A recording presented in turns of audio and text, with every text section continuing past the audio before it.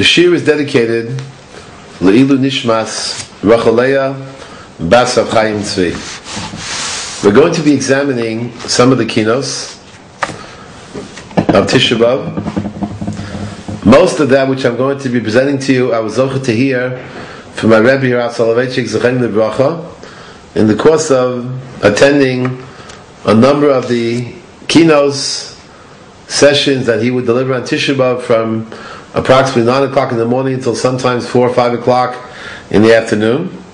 We'll begin with Kina number 1.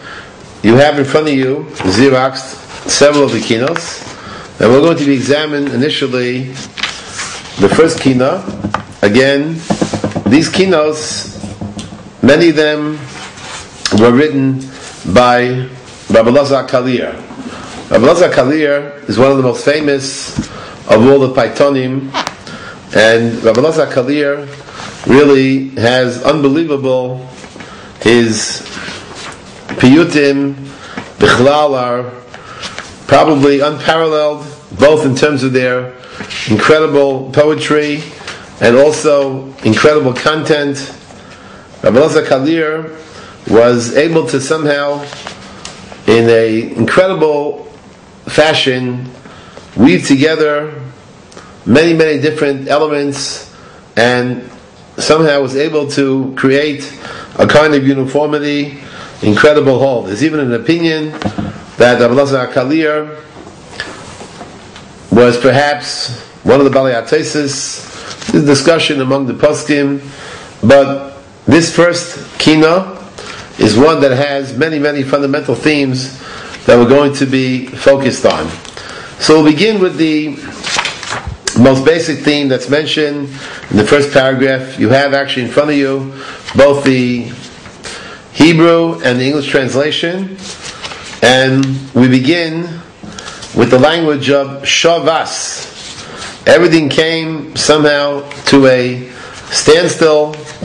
Rav Soloveitchik was always fond of noting that this language of Shavas somehow seems to imply that suddenly everything stopped, and of course automatically we're reminded of the idea of Shabbos that the Torah tells us at the beginning of Sefer Bereshis, Vayivarech Elokim es Yom HaShvi Vayikadish Oso Kivo Shavas Mikol Malachto Asher Bo Elokim La'asos. Shabbos is described as a day of Shvisa, a day of rest, and this word means not only to end, to stop, but somehow it has another connotation of suddenness, of pitomiyut. Shavas. This element of unexpectedness in this language. Suddenly something important changed drastically. And they all pointed out that often people expect some sort of disaster, some sort of tragedy. They feel it, they sense it. Something is going to happen. And when it happens, it's not really something new. But sometimes, the way the Navi describes, disaster can occur in a very sudden kind of way, unexpectedly. A tornado that somehow appears, some tsunami that emerges, and that of course is something that we are absolutely shocked and frightened by it. And here the language indicates that. Shavas, everything came to a standstill, the way you have the translation, instantly, and this of course is very much reflecting the language that I began with earlier, that Rav Soloveitchik mentioned, the connection to Shabbos. Chazal note that the whole idea of Shvisa, of Shabbos, occurred in 1 second. During the first half of the second there was work, and the other half of the second there was rest. And that's of course the notion, as we know, the distinction between Shabbos and Chol is literally a distinction of seconds. Ba Shabbos, Ba Menucha, the idea that somehow the day became sanctified. The human being doesn't have that capacity. The human being doesn't have the ability to suddenly change instantly. He does everything in a gradual kind of way. He withdraws in a slow kind of way.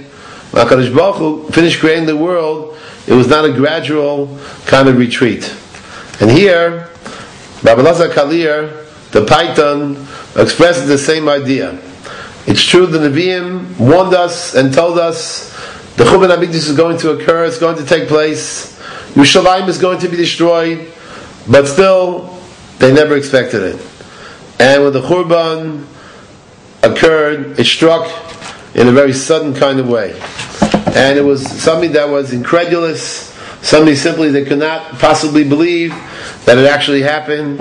Even the Navi, again, we mentioned that there are many, many parallels between the language that's found in the Megillah and the language that's found here in the Kinos. And one looks for a moment in Perek Daled of Megillah Seicha, one clearly sees this sense of unexpectedness and tragic that occurred.